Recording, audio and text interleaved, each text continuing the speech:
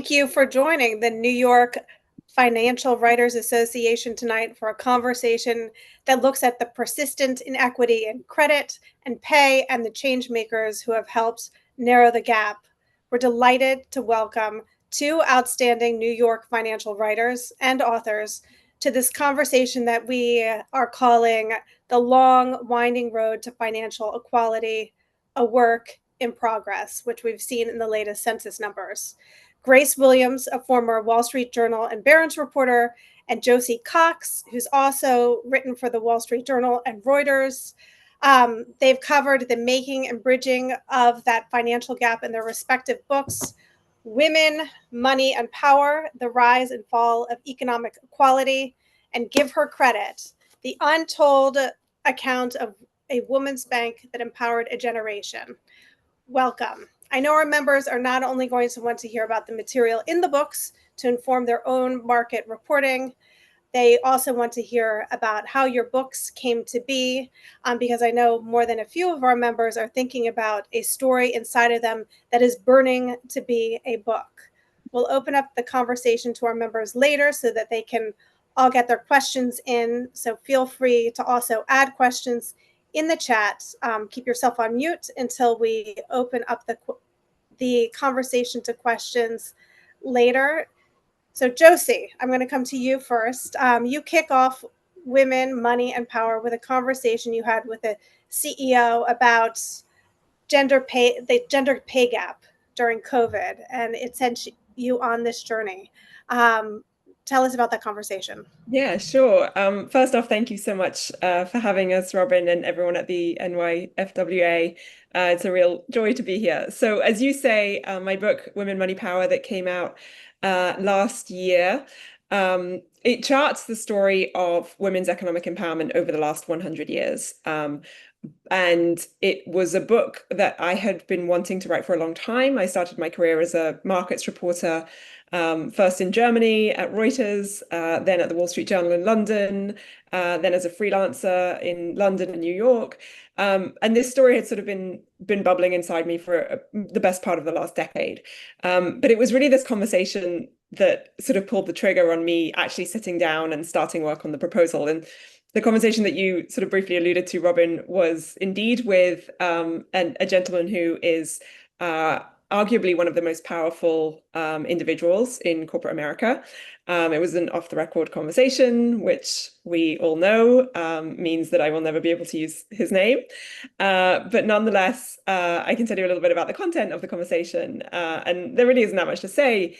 I started by asking whether he thought, what he thought the biggest reason was why the gender pay gap still exists, why women in this country still make an average of 82 cents on every dollar made by the average man. And the response that he gave me was so telling on so many levels. He said to me that what I had to understand was that sometimes when a woman leaves the paid labor market temporarily to take a maternity leave to start a family, when she comes back, she's just not as professionally ambitious. And I was really floored by this comment for many reasons, one of which was a sort of, the fact that it showed a sort of profound misunderstanding of the complexity of these decisions that are made on a daily basis as to how you partake in the paid labor market, how you structure your family life, your work life, how those arrangements are made. But it was just also sort of this nonchalance, this kind of placing the onus on women to sort of fix themselves in order to fix this problem that we know is very systemic and can't simply be fixed, with one decision or one sort of, one individual whose ambitions might not be aligned or whatever. And so, as I say, this was sort of the starting point for my book. I used it as a sort of call to action for myself to go back in time and to really kind of ask myself this question of why we've got to where we are today. Why are prominent business leaders still providing explanations like this? Where did we come from? And I decided to start with Rosie the Riveters, and I can get into that in a little bit more detail in a minute. But yeah, I thought that was the right starting point to kind of chart this history of women's economic empowerment in the US over the last 100 years. So I'll leave it there for now, but we can circle back to that in a bit. Okay, we're coming back to Rosie, but first we want to go to Grace. Grace, you told me the other day that you didn't seek out being a financial journalist, but rather finance stories that keep finding you. How did you learn about the incredible women who started the Women's Bank of Denver, and how did the pursuit of this story that became Give Her Credit play out?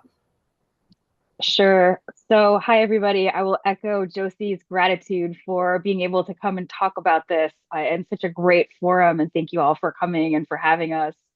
Um, in terms of the story that became Give Her Credit, it was a wild story that did indeed find me. It wasn't a story that I found.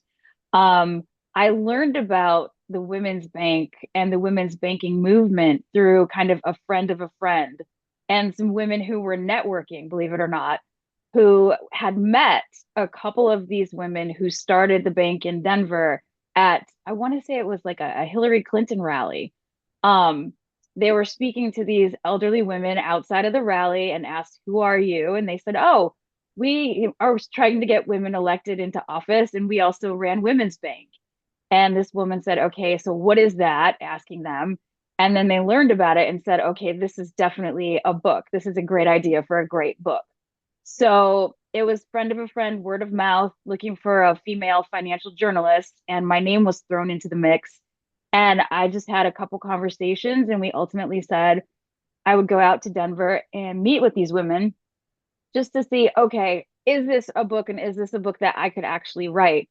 And just all the bells and whistles went off within a few minutes of the conversation. I said, "Well, I don't know if I'm the person who could write this, but I know this is something that needs to be written. This is absolutely a book."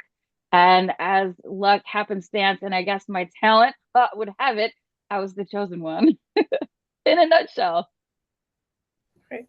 Well, what's interesting is you both sort of tackle similar issues in terms of the credit, the inequity in credit, and then also in pay. You sort of come at it. You look at the last century. Josie, you start in the first quarter of the last century. Grace, you pick up in the last quarter of the last century. And so let's go back to Rosie Josie, Rosie the Riveter, and tell us, Josie, what made her so riveting. Yeah, absolutely. Many things made her riveting, and I could talk about this all night. So just as a warning. Um, And the again, sponsored opportunity that was Rosie, right? Yeah, absolutely. So again, when I decided that I wanted to sort of travel back in time to answer this question of why we are where we are today with, the pay gap still very much in existence, I could have started anywhere because the story for women's economic empowerment is, a story that is as long as the story of time. But the Rosies felt like the right place because World War II was a time when women really moved into the paid labor market in significant numbers. It was really one of the first times that women moved into the paid labor market in large numbers, and that was purely out of necessity. But nonetheless, it was a time when these sort of stereotypes around women and money making were really upset and challenged.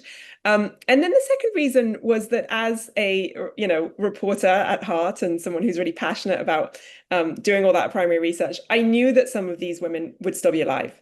And so I knew that this was going to be my opportunity to give them a platform, give them a voice to tell their stories in their words, perhaps for the last time. And so I went to the place where old people hung out during the pandemic, which was Facebook.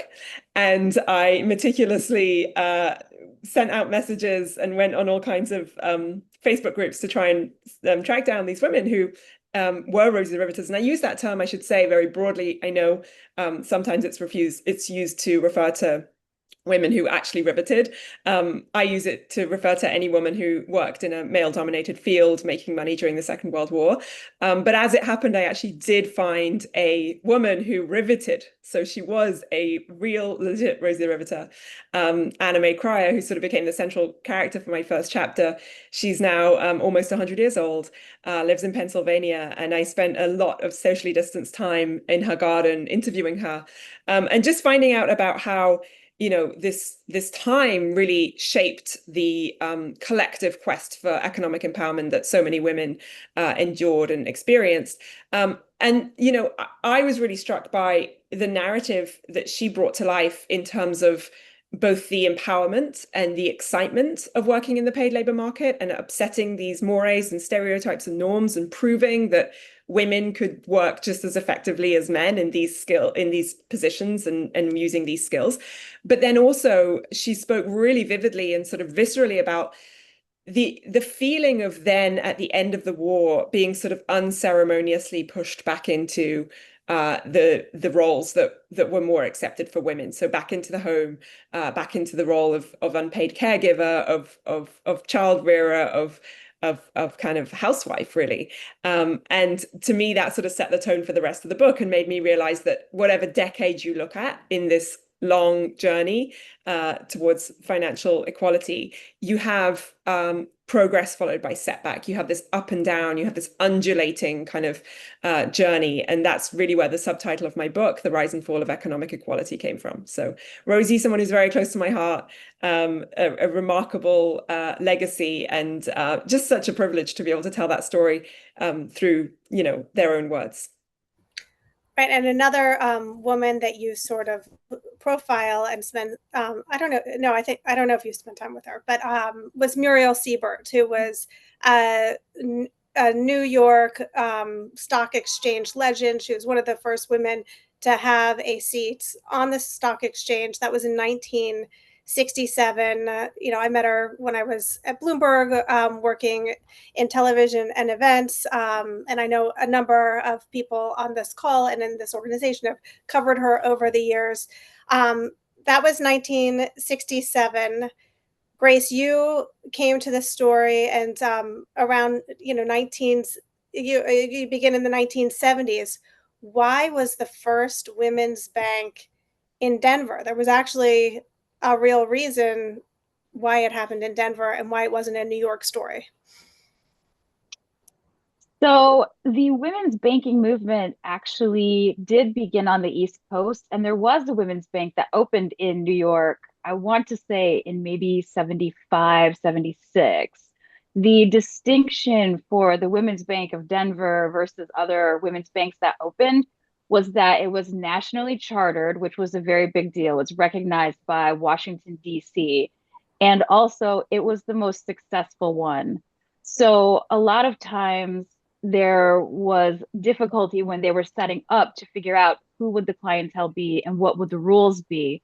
And some banks maybe spent too much money on publicity or just certain things, certain factors that led to them not making it. The Women's Bank in Denver is actually in its third rendition, I believe.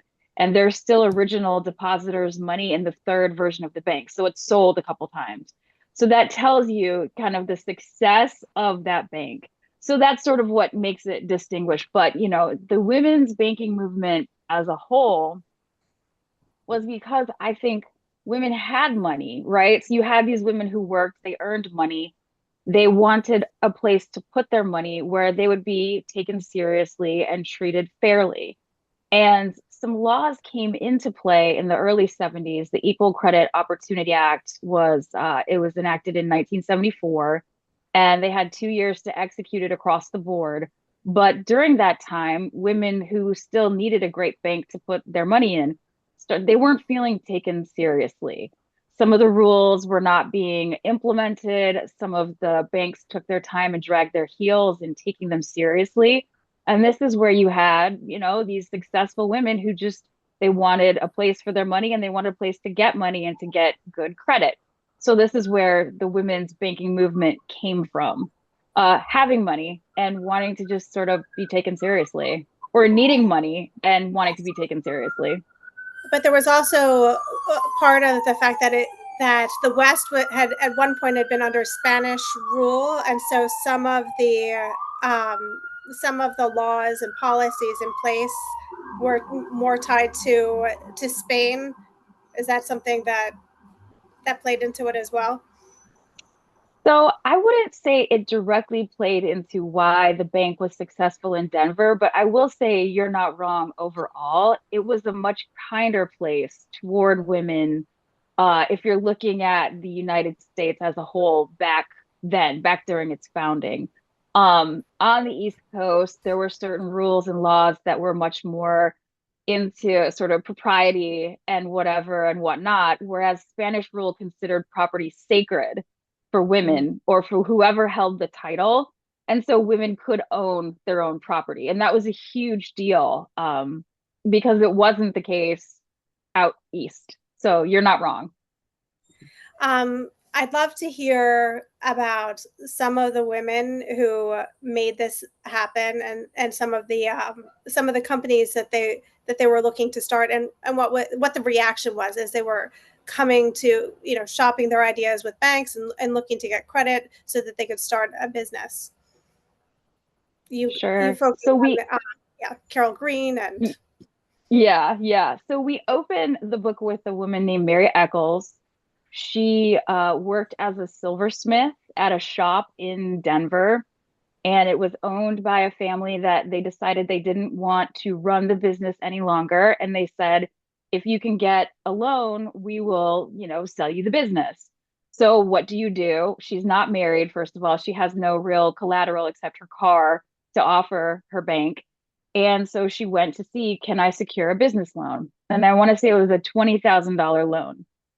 And the bank that she went to, and this is going to be in spring of 1978 or so, she had all the things that she needed except the money, and was told by her own bank, which she had a relationship with, right, to go home and have children.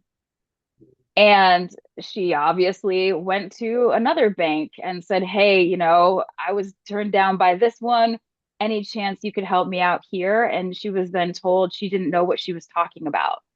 So she ultimately did go to the Women's Bank, and she did become a client, and they were able to help her secure the loan because they knew certain loopholes and certain ways that she would be able to still find a way to fund this business.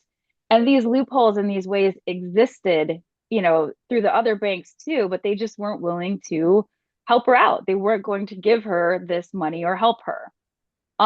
So she was a client for many, many years and designed some really cool things for them too, with her silversmithing skills.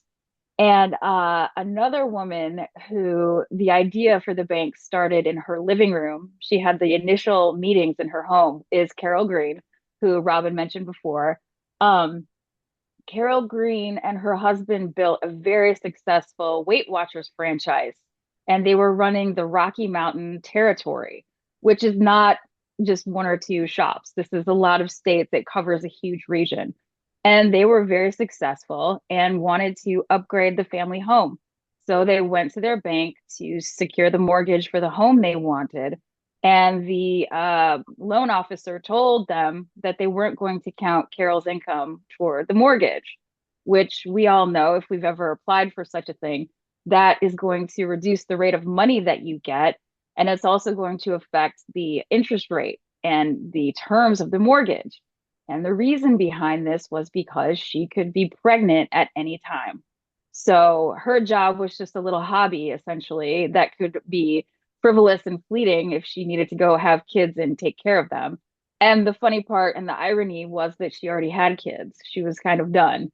So I think it was seeing information about the Women's Bank in New York. Yeah, she was in the hospital looking at something. She saw a special about the Women's Bank and thought, ooh, we could try to do this out here in Denver. They're doing this in New York. They're starting it up. I want to see if we can do this here. And she got the ball rolling. But it all stems from these two women, these two, capable, professional, serious women being told no because you're a woman. So, Right. And yeah. yes, I mean, this idea that women are, totally must be disappeared as soon as they have children from the workforce is a haunting, perception. As someone who has been, committed the sin of being pregnant twice while trying to hold down a job.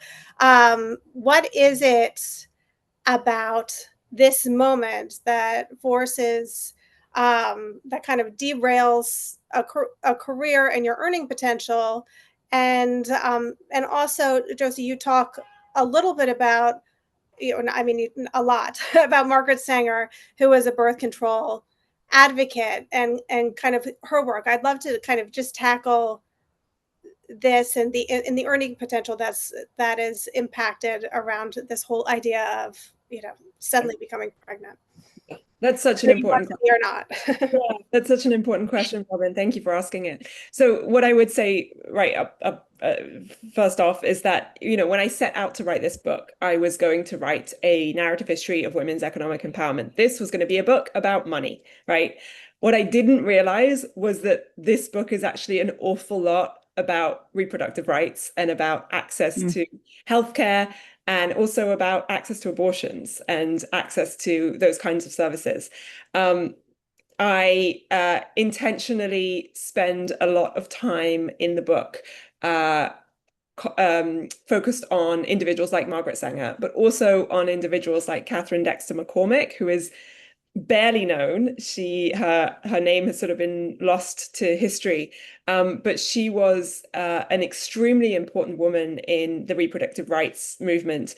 She actually pretty much single-handedly provided the funding for the research and development that went into making the first oral contraceptive pill that was available in the US a reality. She worked with Margaret Sanger. Margaret Sanger's legacy, of course, extremely complicated.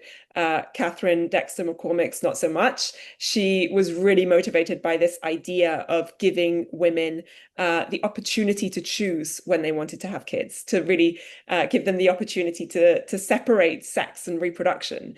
Because she did recognize that when a woman has kids, the burden of care falls on women, the burden of unpaid labor falls on women.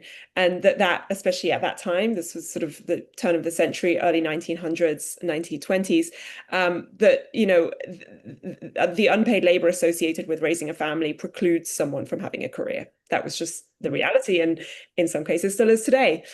So, I intentionally wove in her story because it is so fundamental to the broader narrative of women's economic empowerment. But sort of in every decade, we've seen this theme recurring, and I don't think I need to emphasize, the sort of consequential nature of the fall of Roe and the impact that is already having on labor markets, on women's labor force participation rates, things like that. The truth of the matter is that in this country, childcare is still not seen as a public utility.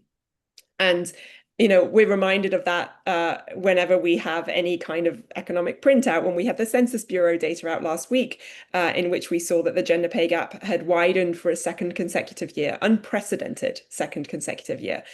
We saw that women who were most likely to be in lower paid work, in less stable work, were that their salary had decreased, that they were most likely to be most affected by the gender pay gap. So this idea of occupational segregation, of women tending to be in these types of jobs that are going to be more vulnerable, lower paid, and that because childcare is just not available, and because the childcare crisis is real, is something that we need to kind of keep front and center of mind when we're talking about economic empowerment. And so, yes, the book is a story of women's economic empowerment, but it's also a history of childcare in this country, of a lack thereof, and necessarily also a story of the pill and of abortion access. And when you talk about how the pay equity, that ratio is slipping. The recent numbers are in 2022, on the median woman made 84 cents to a dollar In 2023, it was 83 cents, so 1 penny less. And then in 2024, it was 81 cents.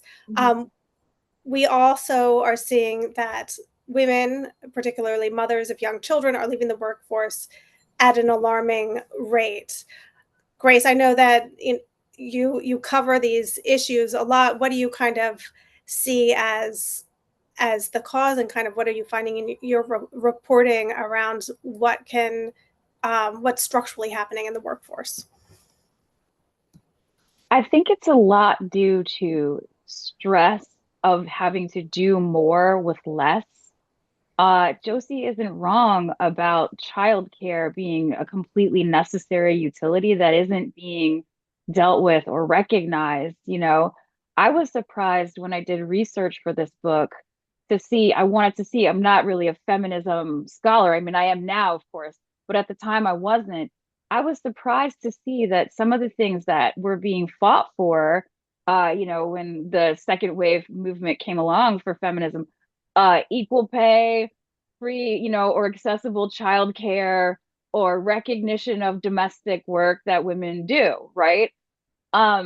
I think what happened in a post-COVID landscape for a lot of mothers, especially, is just that there's a zapped feeling and a tapped feeling, and it's just easier somewhat to say, forget this, I will go and try to start my own business or try to find part-time work that's more flexible for the schedule, because in some ways it's more expensive to put your kid into a childcare setting 5 days a week than commute into an office, try to get home in time to do pickup or whatever the arrangement is.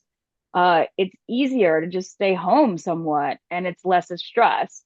So this is where you saw a lot more people doing network marketing type work, selling cosmetics and leggings online. That kind of stuff really mushroomed and skyrocketed over the past few years. And it's simply because the workforce itself is it's always been a little bit ornery toward moms and parents, I think. And it just became more ornery. And moms and parents said, fine, I'm going to be ornery too and choose a family first situation. I freelance because I chase a kid. My son is 13, going to be 14.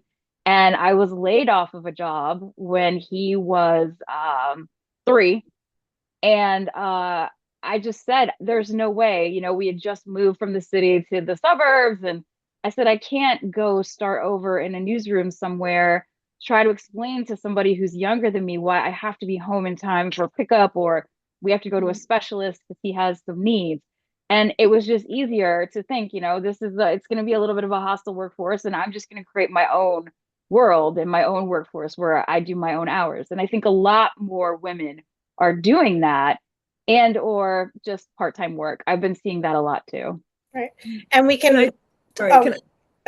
Just jump in. I just want to emphasize something that Grace says, because I think it's really, really important. One of the most tragic developments in the labor market over the last 5 years, I think, is the fact that during the pandemic, when we all, again, out of necessity, were embracing remote work and flexible work, what we saw was the highest level of labor force participation among mothers, and particularly among younger mothers of young kids, right? And what we've seen over the last sort of 3.5 years since is a precipitous reduction in labor force participation among that demographic group. So what does that tell us? It tells us that we experimented with shifting the parameters of the labor force in order to accommodate people. And despite the fact that the results were overwhelmingly positive, we are snapping back to our former ways. So I'm just going to leave that there. But I think it's a really important just thing to underscore and sort of function of where we're at right now. Right. And, during the pandemic, it was also a great cultural equalizer too, because not only did you have your children hanging on your head like monkeys, but so did your CEO or your C-suite and your leadership. And so you realized that you didn't have to disappear your family just because you had them, that everybody else actually had a richer, fuller life than you expected, because it's not something that you feel that you're permitted to bring into the workplace.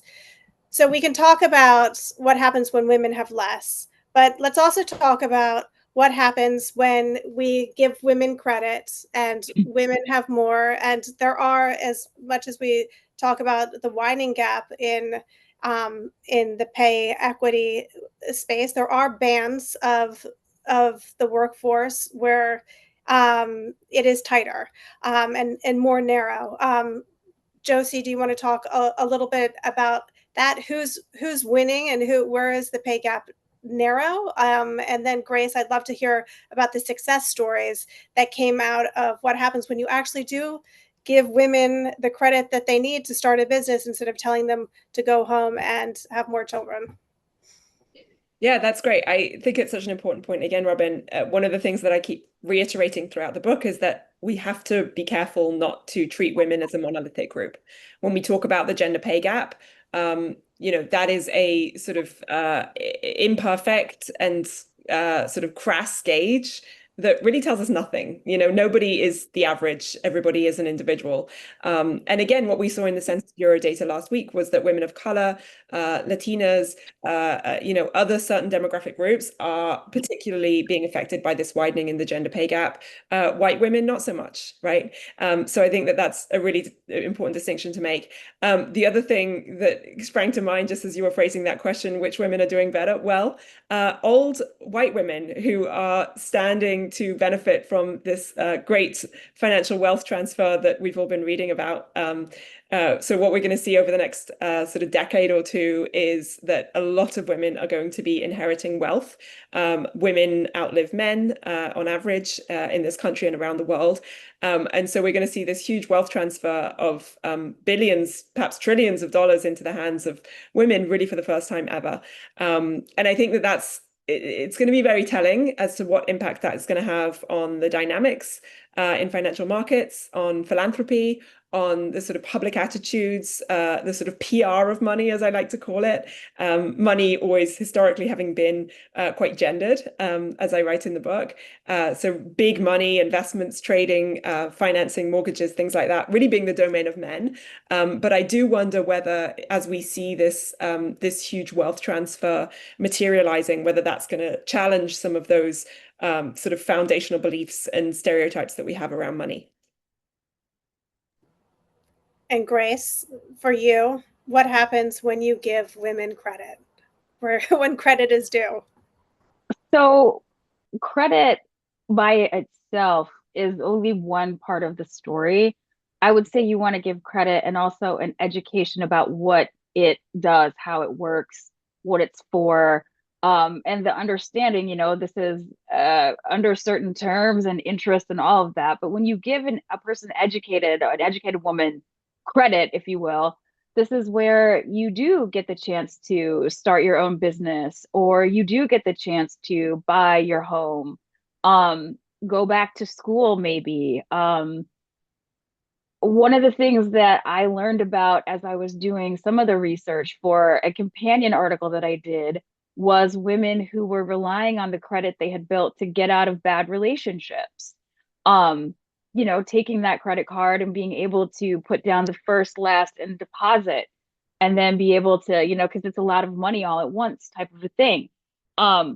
It gives a sense of security and independence that you might not otherwise have, but it's also backed because you can put the money where the mouth is, literally. I think that's a part of it, at least, like a big part of it.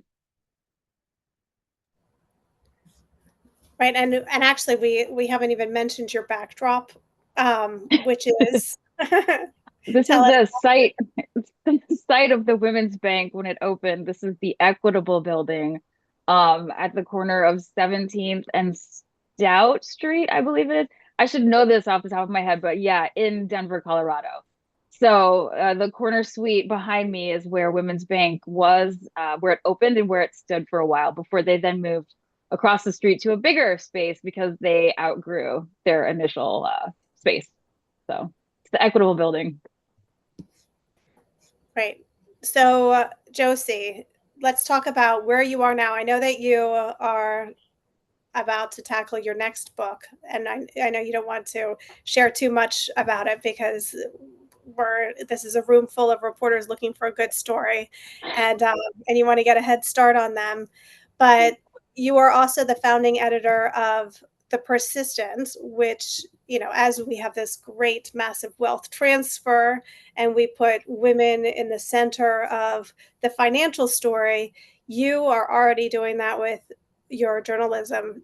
Do you want to tell us a little bit about the mission of The Persistent? And I know that we are lucky enough to also have the founder, Francesca Donner, on the call as well. But I'd love to hear about its mission and this kind of stories that you're covering. Sure, absolutely. I'd be delighted to. So I've now been freelancing for about 7 years. Similar story to Grace around childcare and moving out of the newsroom, but that's a story for another day. And certainly one of the highlights of my sort of freelancing time has being involved in this new publication, The Persistent, as you were saying, founded by Francesca Donner, who's probably a very familiar name to many of you on the call, ex-New York Times, ex-Wall Street Journal, ex pretty much everything. So a very established presence in the world of financial writers. And Francesca approached me a couple of years ago. She was sort of the mastermind behind the In Her Words column at the New York Times that was discontinued, and reached out to me, realized that we were very much covering sort of similar ground. I was very much entrenched in, reporting on women in the economy, women in labor markets, the dynamics that are shaping women's work and women's lived experiences in the labor market. She reached out and said, look, let's do something. And so I was delighted to be, one of the first people on board at The Persistent, which is a twice weekly newsletter. You can find it at thepersistent.com. And it's really a sort of really fascinating dynamic mix of reported analysis, op-eds, essays, Q&As, with the sort of uniting quality of putting women at the center of the story, really challenging that sort of default male reality that still exists in a lot of mainstream news. So it's been exciting as someone who's very risk averse, who never thought that they had an entrepreneurial bone in their body. It's been such a privilege to see something growing from the ground up, and seeing it grow from like 10 readers to thousands. So we're hoping to continue growing, continue spreading the message, continue giving a platform and a voice to people who might not be represented in mainstream news. And Grace, I know that you contribute to The Persistent, but then you also are, while they're reclaiming the gender of, the mainstream narrative, you are reclaiming the word capitalism and rewriting the definition. Tell us how you're doing it, and tell us how you're doing that. Sure. I love this question, and I love this particular topic because I find that the word capitalism is very evocative, and it brings a lot of things to mind when I say, or anyone says, the word capitalism. So this is a long-standing client of mine. It's an investment bank, and they have a vertical called This is Capitalism. And when they asked me if I would be willing to contribute to it, first as a writer and then as a podcast co-host, I really had to think, how do I personally feel about the word capitalism? Because I'm about to put my byline, I'm smacking it on there, right? And this is it's a lot, I think most of us think of the word capitalism going hand in hand with greed, or depleting resources on the planet, or centibillionaire who's going to be a centritrillionaire type folks. And that's not necessarily an untruth, but there's a whole other side to it that it needs to be called out and it needs to be showcased. And so I went on their website and I looked to see, okay, what is this all about? And the founder, or the person in charge at the time, wrote this incredibly beautiful manifesto about why we need to reclaim the word, for not to give it, a false spin or anything, but to sort of give it some better publicity, because it's had a terrible marketing campaign lately. And so when I really delved in and looked at what capitalism sort of in a good from a good perspective, this is, we were saying your public libraries, you're looking at public works, you're looking at certain art galleries that are able to give discounted or free admission to people on specific days and times. All of this is actually made in part possible by capitalism, or much of this is. And so they're just not saying it, they're not defining it that way. And so when I was able to talk to myself through these lenses, I thought, okay, this is going to be fun, because we're about to blow the doors off of what people presume capitalism is. And it's not denying that, rampant capitalism is problematic and can be, but also that there's great stuff and we can indeed reclaim the word and talk about cool stuff. So I was trying to think of a fun story that I got to do for This Is Capitalism. I've done so many, but one of the first ones I did was this handbag designer who had a failed art show and turned his failed artwork into handbags, and now he does red carpets. So that's capitalism, right? And I'm thinking, no, they're not going to accept this, and they did. And a podcast that I got to do that was really fun. It was a mother and daughter team. We interviewed the mom, and she started this fitness app, and it is based on the music and principles of Bob Marley, and it's pretty successful. So the idea that you're going to take reggae music and fitness, you're going to take Bob Marley and create this app, how is that capitalism? Well, we break that down and we have a great time doing it. I love it. So I don't want to deprive everyone who showed up for this amazing webinar the opportunity from joining in the conversation. Francesca, I know that you were ready with a question. We'd love for everyone to come off camera at this point, and feel free to come off mute if you have questions. Also, Greg Miles, I know you had a couple of questions and were waving your hand if you wanted to kick us off. Okay, hi, Josie and Grace. Thanks for your wonderful comments this evening. I'm on the board of the financial writers like Robin, but I wanted to ask you, let's look down 10 years down the road. I know that's a long way. Let's talk about 5 years, okay? Can you give us more detail on where you see the pay gap, just how much worse it's going to get? And does it depend on let's be honest, which parties in power in Washington? Because there are many conservatives who feel that women should stay at home and should not be working, and that's certainly gonna hurt is going to widen the pay gap. But talk about the forces that are going to shape it and how bad it could get. I can start off, Grace, and then please jump in. But great question, Greg. And I think you kind of answered it yourself, actually, there, didn't you?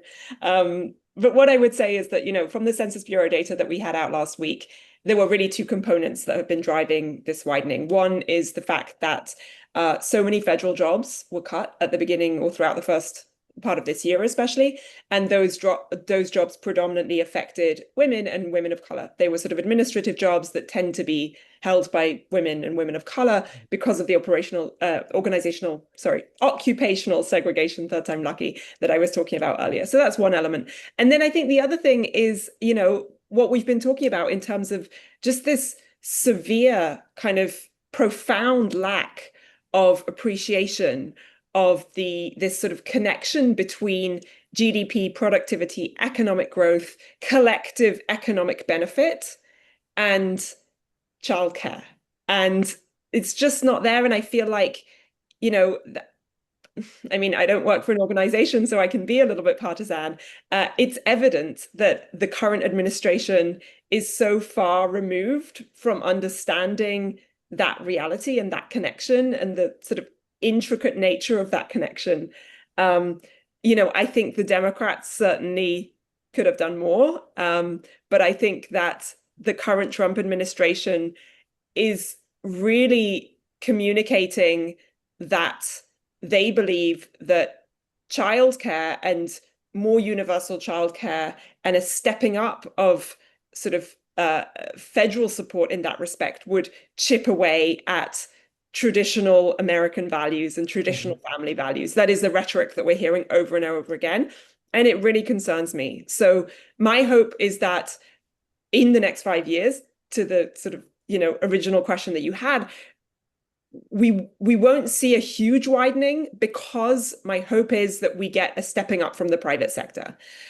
We get corporations that step in where the state is failing. We get better maternity policies, better parental leave policies. And that's really critical, sort of gender neutral parental leave policies. What we're seeing is that, yes, we now have more paternity leave available generally across corporate America, but there's still a real reluctance to take paternity leave because these cultural stigmas are still in place. And I appreciated the question, I think, or the comment that I think it was Peter put it in the chat about, thanks, Peter, about men having to step up and do more. And I think that's true, but I also don't think it's fair to put the onus on, these bad men who are not fighting the feminist fight. I think a lot of it is a sort of cultural failure on the part of all of us to encourage men to pick up the jobs that were previously done by women, as much as we have encouraged women to pick up the jobs that were previously done by men. And Peter, he blames the husbands, but he also blames the governments. And you've had a chance to live in Germany and the UK and the US, where they all have very different policies and have done different reviews around the gender pay gap. What have you found? Talk us through, for people who are less familiar with those different countries and how they approach it, and what you see works and what doesn't work.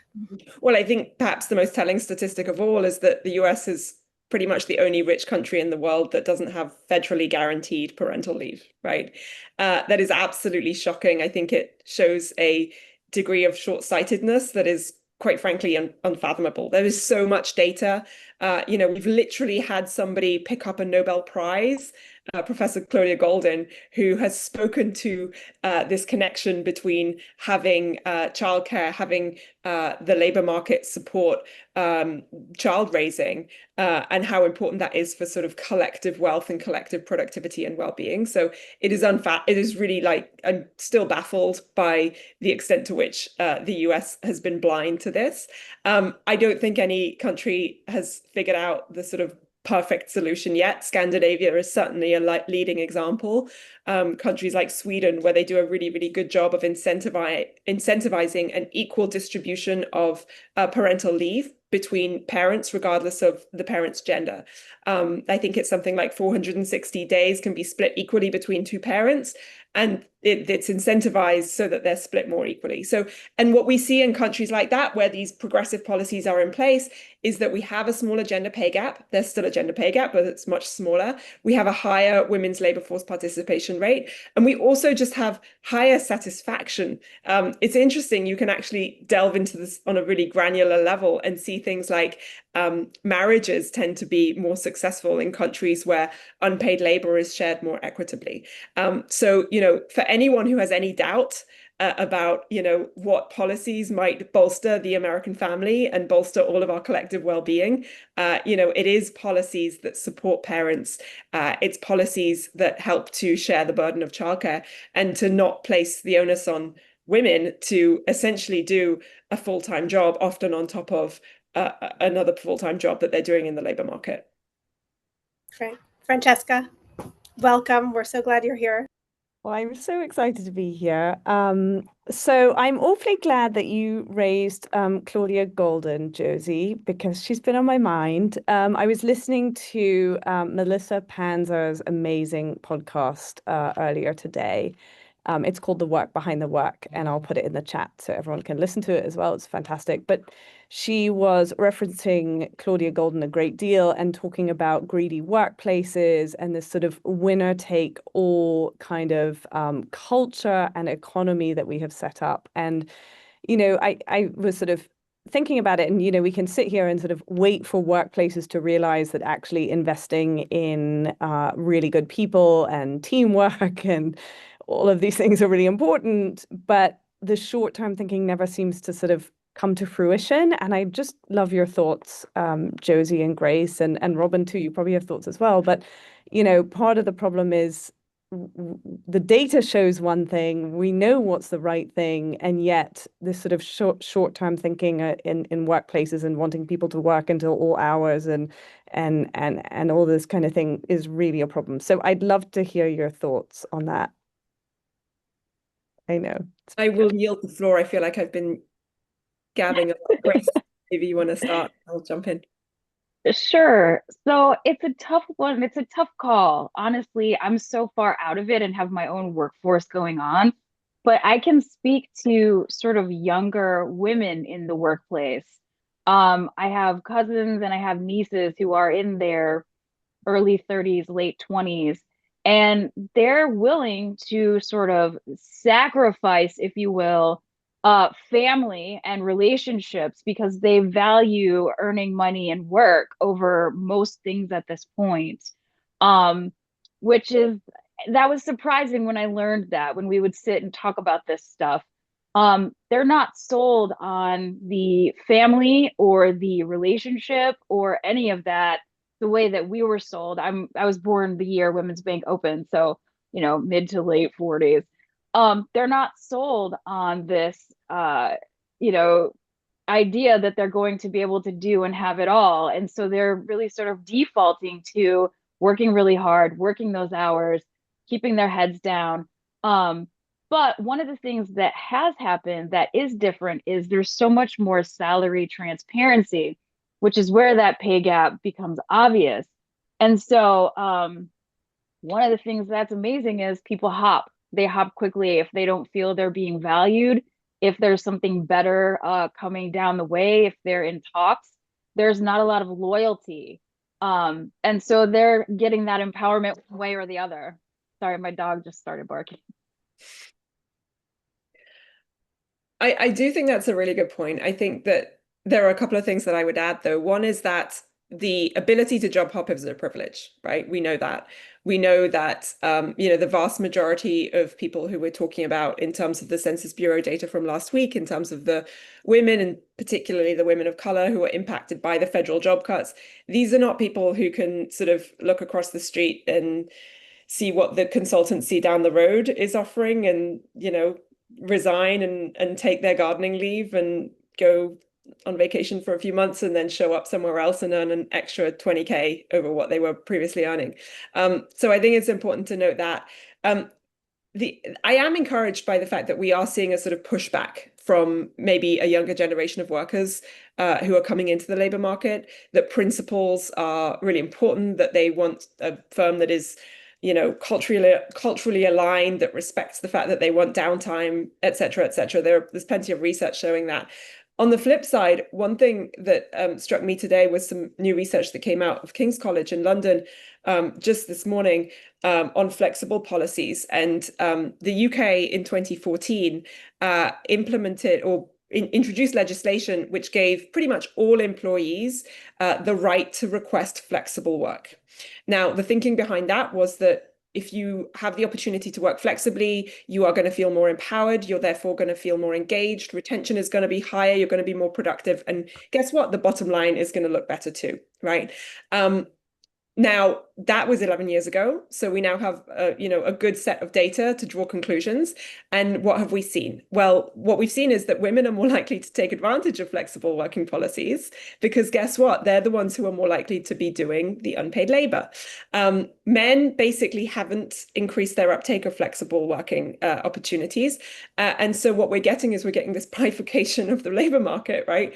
So it is, of course, a gender neutral policy.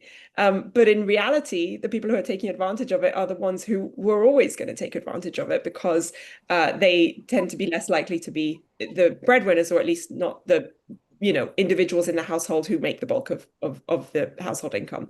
So I think we've just got to be really, really careful with these. I think that policies generally have to be based on incentives. If you want people to act in a certain way. That's why I think the policy in Sweden that I was talking about that incentivizes the shared distribution of parental leave works so well. But I just don't think it's going to work. Like this is sort of policy making around the edges. If we actually want this kind of dog-eat-dog world of corporate capitalism to stop and to be reined in. We've got to prevent people from being allowed to work all hours of the day. We've got to ban investment bankers from asking their analysts to do things on Saturdays and Sundays. We've got to somehow disincentivize this always-on presenteeism. And yes, we're still talking about presenteeism. And I just think that it's not realistic that happens anytime soon. So I hope that we get kind of slow progress in the right direction, but I'm not holding my breath. Unless somebody invents a technology that automates everything that we don't want to do, and they call it something like artificial intelligence, and then nobody will have jobs. No, I'm just kidding. It's not a funny joke. It's actually probably many of our realities. But I wanted to leave on a positive note.